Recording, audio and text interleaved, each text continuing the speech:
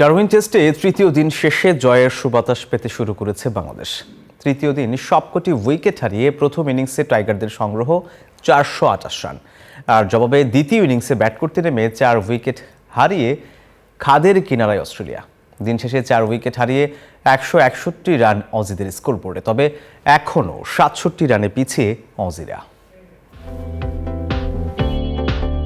ইতিহাস গড়ে প্রথমবার অস্ট্রেলিয়ার মাটিতে 4 শতাধিক রানের ইনিংস খেলল বাংলাদেশ। স্বাগতিকদের বিপক্ষে 351 রান নিয়ে তৃতীয় দিন শুরু করে টাইগাররা। প্রথম ঘন্টায় 2 উইকেট হারালেও তাইজুল ইসলাম যোগ করেন 17 রান। এদিন অস্ট্রেলিয়ার বোলারদের রীতিমতো ঘাম ছুটিয়েছেন বাংলাদেশের লোয়ার অর্ডার। তৃতীয় দিন 4 উইকেটে টাইগাররা সংগ্রহ করে 75 রান।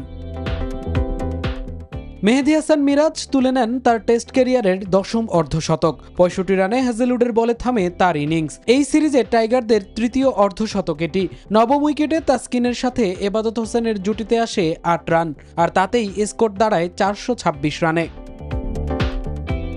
জবাবে ব্যাট করতে নেমে শুরুতেই খেই হারায় অজিরা। প্রথম ইনিংসে 6 উইকেট শিকার করা টাইগার হাসান মাহমুদের বলে দ্বিতীয় ওভারেই 0 রানে সাজঘরে ফেরেন ওপেনার জ্যাক ওয়েদারল্ড। 11তম ওভারে হাসান মাহমুদের বলেই বিদায় নেন আরেক ওপেনার ট্রাভিস হেড।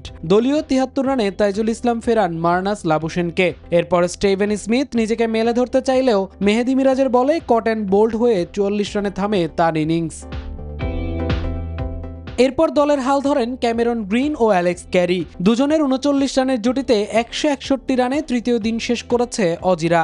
67 রানে পিছিয়ে থেকে চতুর্থ দিন ব্যাট করতে নামবে মাইটি অস্ট্রেলিয়া। মামুনুর রহমান, নিউজ 24।